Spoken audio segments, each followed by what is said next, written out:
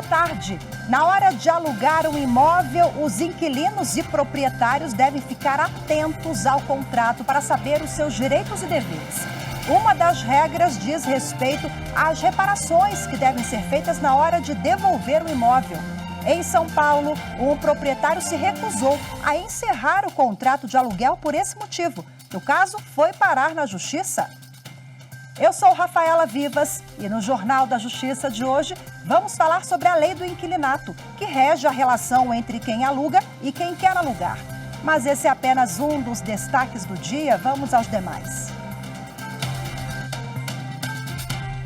Caso do menino Bernardo. Defesa de Leandro Boldrini e acusação apresentam teses para os jurados. Plenário do Supremo Tribunal Federal. Ministros retomam hoje julgamento de ações que questionam a necessidade de licitação para o serviço de transporte coletivo interestadual por via terrestre. Disputa envolvendo Burger King e Madeiro. Superior Tribunal de Justiça decide que não cabe inversão automática do ônus da prova em ação de empresa contra a publicidade da concorrente.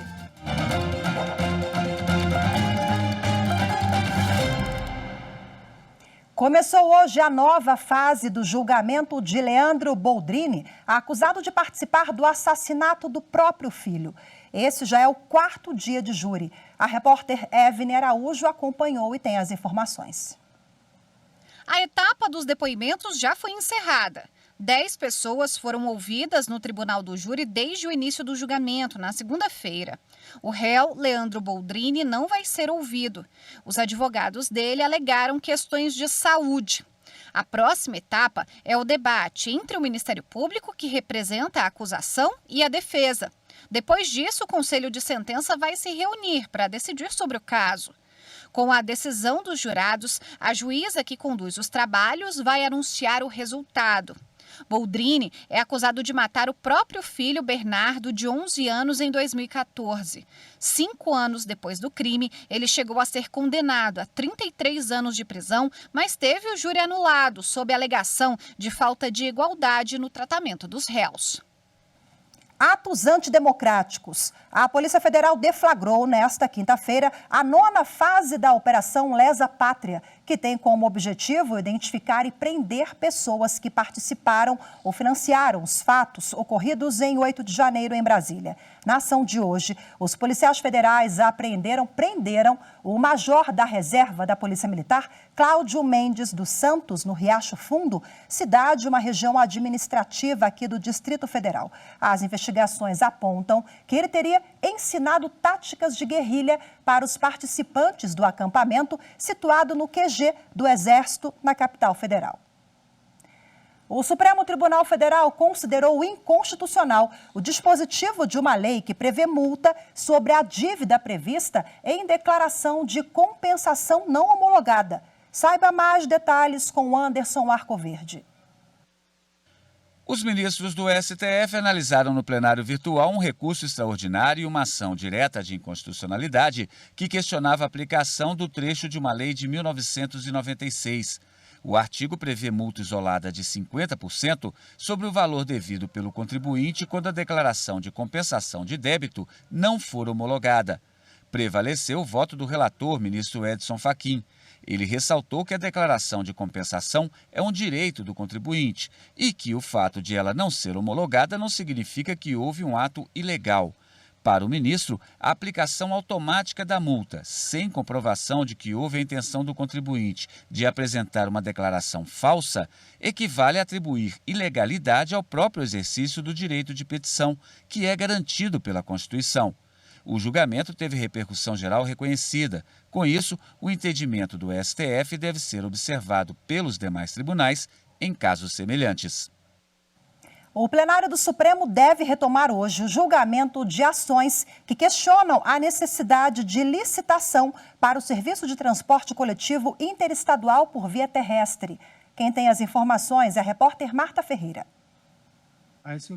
O plenário analisa se são válidos dispositivos que permitem a oferta de serviços de transporte coletivo de passageiros interestadual e internacional sem prévia licitação, por meio de simples autorização. A discussão chegou ao Supremo por meio de duas ações, uma proposta pela Associação Nacional das Empresas de Transporte Rodoviário Interestadual de Passageiros e a outra pelo Procurador-Geral da República. Ambas questionam o modelo de contratação previsto na Lei 12.996 de 2014.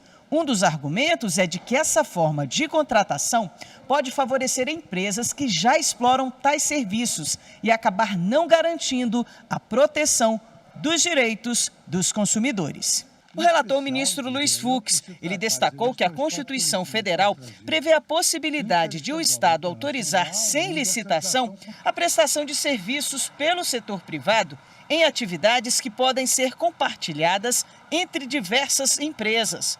No caso do transporte rodoviário interestadual e internacional de passageiros, a escolha de mais de uma empresa pode melhorar a qualidade do serviço. Depreende-se dos novos dados apresentados pelo Ministério da Infraestrutura que a abertura de mercado promovida no TRIP tem promovido o aumento do acesso ao serviço pela população. Assim, Fux votou pela validade dos dispositivos questionados. Voto pelo conhecimento parcial e na parte conhecida pela improcedência da ação direta de inconstitucionalidade, que teve como cerne central exatamente essa questão da autorização. Os ministros Nunes Marques e André Mendonça acompanharam o relator. Não há aqui medidas de conveniências políticas. Há e deve haver um respeito às avaliações técnicas para que essas autorizações sejam feitas. Bom, agora vamos à parcial dos votos. O ministro Alexandre de Moraes também acompanhou o relator nesse julgamento. Já o ministro Edson Fachin abriu a divergência. Ele avaliou que o transporte rodoviário interestadual de passageiros é um serviço público e, por isso, exige licitação prévia. Fachin considera que as resoluções da Agência Nacional de Transportes Terrestres que prorrogam autorizações especiais para empresas que já prestavam serviço são inconstitucionais. Esse julgamento deve ser retomado com o voto do ministro Luiz Roberto Barroso. A primeira turma do Tribunal Superior do Trabalho considerou válida a dispensa de uma engenheira que tinha depressão não relacionada ao trabalho. Para a maioria do colegiado, não ficou comprovado que ela estivesse incapacitada para exercer as funções quando foi demitida pela FCA Fiat Automóveis Brasil. A engenheira alegou na ação que trabalhou por 2 anos na montadora de veículos. Segundo o relato, desde que foi contratada, ela sofria forte pressão psicológica para cumprir metas e apresentar resultados operacionais. O quadro de saúde se agravou com o diagnóstico de transtorno de ansiedade, reações ao estresse grave e transtorno de adaptação. A trabalhadora declarou também que, quando foi dispensada, estava incapacitada e pedia a nulidade da demissão. O Tribunal Regional do Trabalho da Terceira Região, em Minas Gerais, declarou nula a dispensa e condenou a empresa ao pagamento dos salários e demais parcelas do período entre o desligamento e a reintegração. Para o TRT, a empregada estava doente e em tratamento médico quando foi dispensada. Com a decisão, a montadora recorreu ao Tribunal Superior do Trabalho. O relator do caso, o ministro Amaury Rodrigues, destacou que o laudo pericial do processo, no entanto, foi conclusivo ao não relacionar o quadro depressivo dela com o trabalho. O ministro Dezena da Silva havia pedido mais tempo para analisar o processo e, no voto vista, ponderou que o relatório também aponta a inexistência de incapacidade laborativa da engenheira, que já trabalhava em outra empresa quando ajuizou a ação. A Corte de Origem, ao reputar nula a dispensa imotivada, acabou por presumir a limitação da capacidade laboral sem a sua devida comprovação nos autos, ônus que incumbia a reclamante, pois tratar do fato constitutivo do seu direito. De fato, Havendo um lapso temporal entre a recomendação médica de afastamento e a dispensa, não se pode afirmar com plena convicção que a trabalhadora se encontrava efetivamente incapacitada à época da rescisão contratual. Dessa forma, segundo o ministro, embora a depressão seja uma doença considerada grave, capaz de limitar as condições físicas, emocionais e psicológicas de uma pessoa, não há provas que confirmem o entendimento do regional nem impedimento legal para a dispensa. A seguir, vamos saber o que diz a lei do inquilinato sobre a entrega de um imóvel alugado sem que o inquilino tenha feito os reparos antes de sair. Vamos tirar essas e outras dúvidas sobre o tema daqui a pouco. Fique com a gente, voltamos já.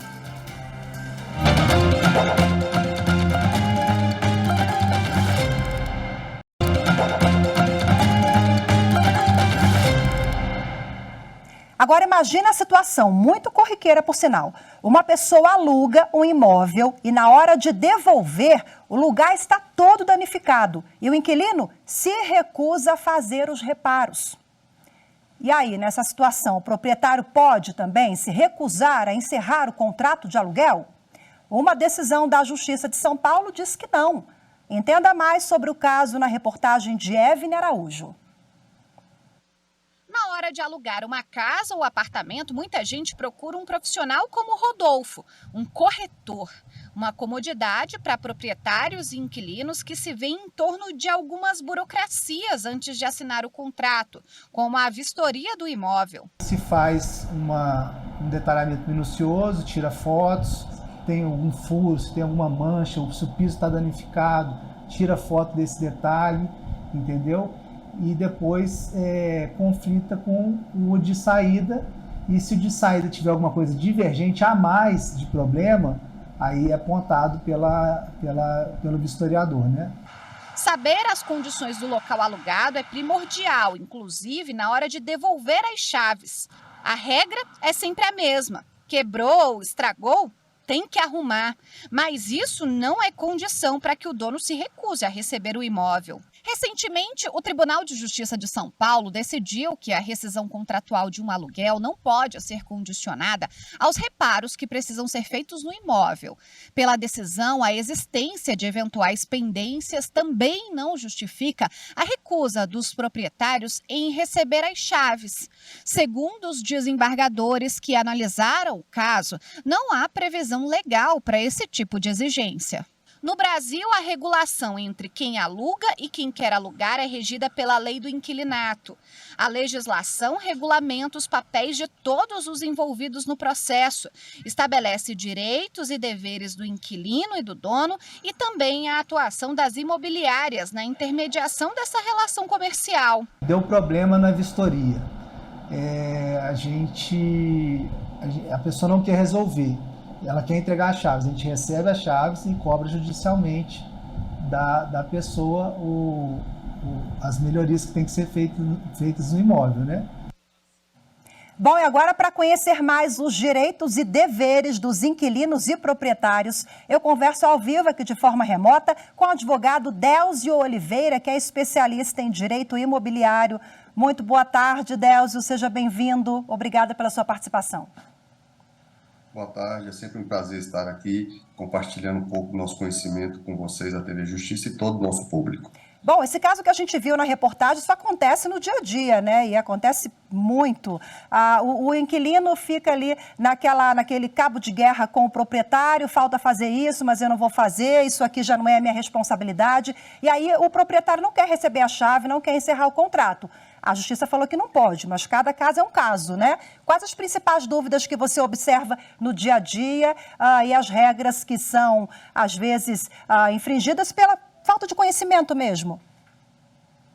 A primeira questão é ter um bom contrato redigido por um advogado especialista, a fim de que, de fato, as partes possam ter conhecimento total do que está sendo pactuado. Neste caso exposto aqui pela decisão de São Paulo, é um caso muito interessante. Ninguém é obrigado a manter o contrato com o proprietário, nem o inquilino é obrigado a manter o contrato com o proprietário, se ele de fato não tem mais qualquer desejo em manter aquela relação contratual. Porém, existem obrigações previstas no contrato. O contrato pode ser rescindido? Pode.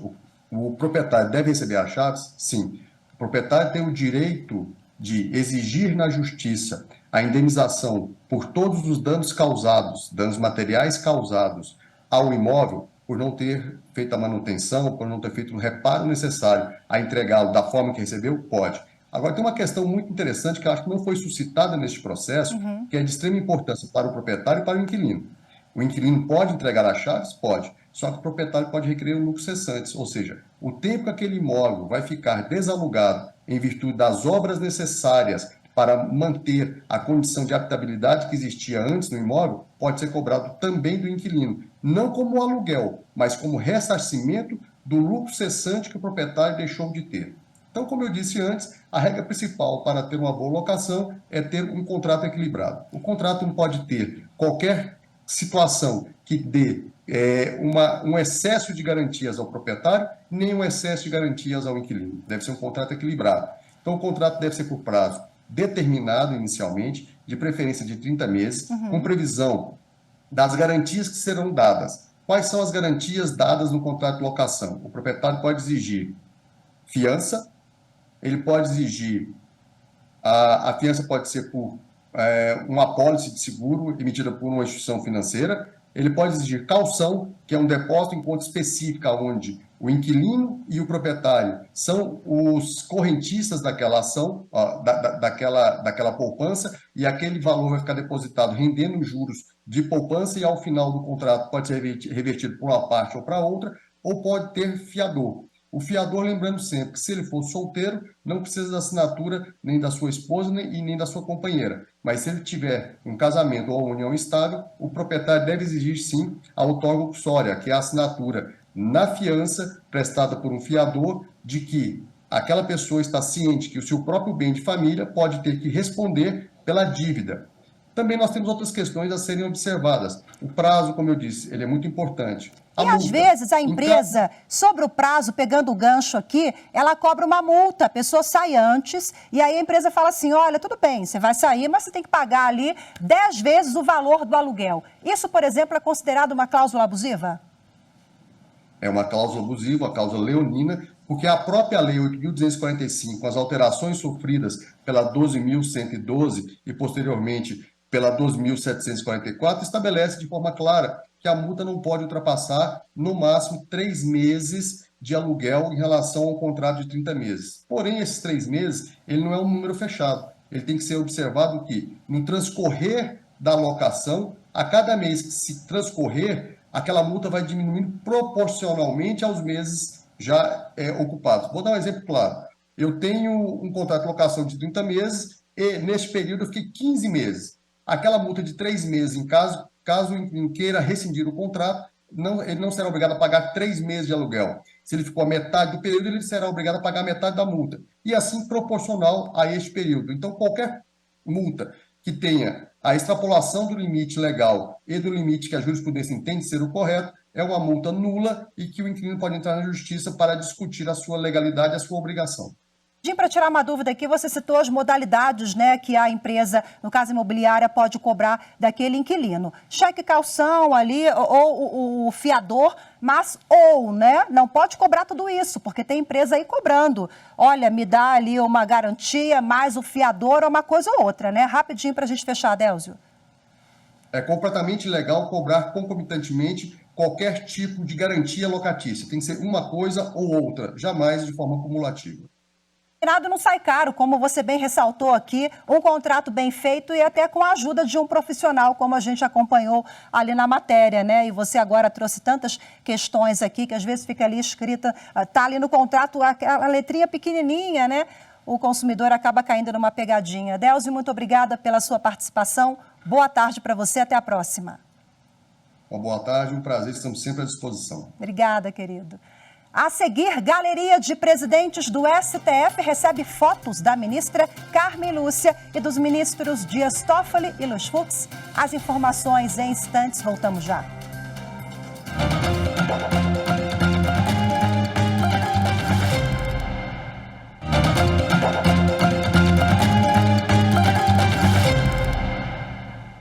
A terceira turma do Superior Tribunal de Justiça decidiu em um caso envolvendo Burger King Madeiro que não cabe inversão automática do ônus da prova em ação de empresa contra publicidade concorrente.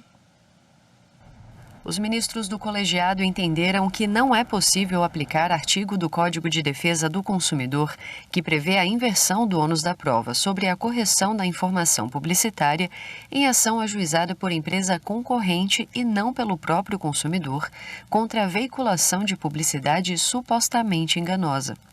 Para a terceira turma, a inversão poderia facilitar, em alguns casos, o abuso do direito de ação com finalidade anticoncorrencial. Na origem do caso julgado, a BK Brasil, dona da marca Burger King, entrou com ação para que a rede de restaurantes Madeiro não utilizasse a expressão "o melhor hambúrguer do mundo" em seu material publicitário e na fachada das lojas. A empresa também pediu indenização pelos prejuízos decorrentes de alegada concorrência desleal e desvio de clientela. O juízo de primeiro grau determinou a realização de perícia, impondo à ré o adiantamento dos honorários periciais. O Tribunal de Justiça de São Paulo entendeu que não há relação de consumo que autorize a inversão do ônus da prova com base no Código de Defesa do Consumidor e que, por isso, a perícia deveria ser custeada por quem a requereu.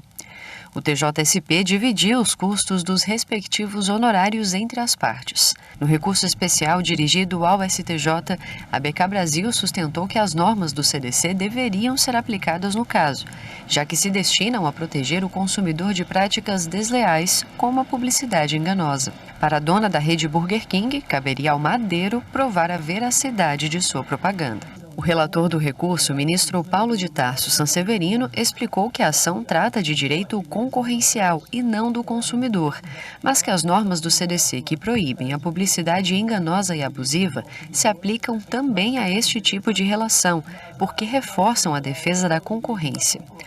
Apesar disso, o ministro apontou que a inversão automática do ônus da prova, determinada pelo CDC, não incide nas relações concorrenciais, por ter como fundamento a vulnerabilidade do consumidor, e a vulnerabilidade não pode ser pressuposta como regra na relação concorrencial.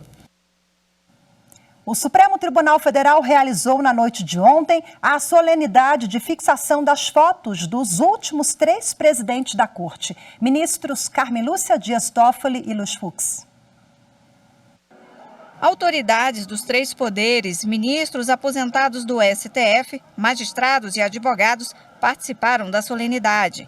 A atual presidente da Corte, ministra Rosa Weber, abriu o evento e destacou a importância de manter viva a história do tribunal ao longo dos 194 anos de existência, principalmente após a tentativa sem sucesso de abalar a democracia com os ataques do dia 8 de janeiro. Foram anexadas à galeria do STF as fotos dos últimos 3 ex-presidentes do Supremo, ministros Luiz Fux, Dias Toffoli e a ministra Carmen Lúcia. A galeria fica num salão branco no edifício sede do Supremo.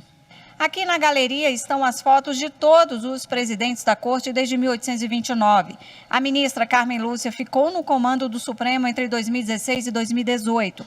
Em seguida, o ministro Dias Toffoli assumiu a cadeira de presidente até 2020.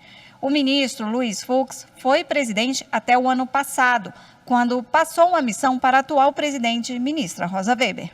A ministra Carmen Lúcia falou sobre o dever de cada um que passou pela Corte na defesa da democracia e sobre a escolha dela em também defender o Brasil. Eu queria que cada brasileiro soubesse que os ministros dessa casa têm um compromisso com o Brasil presente, com o Brasil futuro e tentam honrar permanentemente o passado, que é este dessa galeria, e é exatamente isso que a gente está tentando fazer. O ministro Dias Toffoli foi o integrante da Corte mais jovem a assumir a presidência do Supremo. O 48º presidente foi lembrado pelos colegas como uma pessoa com perfil conciliador, agregador e de coragem, pelas ações que julgou. Esse tribunal tem sido o tribunal, e eu digo sempre, que mais julga no mundo. Não há corte constitucional que tenha mais complexidade, mais competências e mais questões em julgamento. No discurso, o ex-presidente, ministro Luiz Fux, falou sobre qual é a missão de um ministro do Supremo Tribunal Federal. Todos aqui nessa galeria, sempre cientes e ciosos do interesse público, com absoluta retidão de caráter, dedicando as nossas trajetórias em prol da justiça e do bem comum. Estreia nesta quinta-feira na tela da TV Justiça, 3 e 1, novo programa produzido pela Secretaria de Comunicação Social do Superior Tribunal de Justiça. Ele destaca mulheres que fazem a diferença na sociedade nas mais diversas áreas de atuação. De um lado do estúdio, Samantha Peçanha, Fátima Uchoa e Kátia Gomes, 3 experientes jornalistas do STJ. Um programa só de mulheres, mas sem essa ideia de exclusão ou separação do espaço masculino, viu? Do outro lado, mulheres que fazem a diferença, seja na área de atuação ou em projetos de impacto social. É importante para meninas saber que cada menina pode ser o que quiser. Juntas na telinha, elas formam o 3 e 1, novo programa da Coordenadoria de TV e Rádio do Superior Tribunal de Justiça, com a proposta de preservar aquela conversa leve e descontraída, mas sem perder o foco na carreira, experiência e atuação profissional da convidada. O programa de estreia é com a embaixadora da Suécia no Brasil, Karin Wallenstein. A primeira temporada do 3 e 1 entra no ar dia 23 de março na TV Justiça, às 9h30 da noite, com reprise na segunda-feira, às 11 da manhã. Você também pode acompanhar nas redes sociais e no canal do STJ no YouTube. E lembrando que o 3 e 1 também pode ser acompanhado pela Rádio Justiça. Hoje ficamos por aqui. Muito obrigada pela sua companhia. Ótima tarde, até amanhã. Tchau, tchau.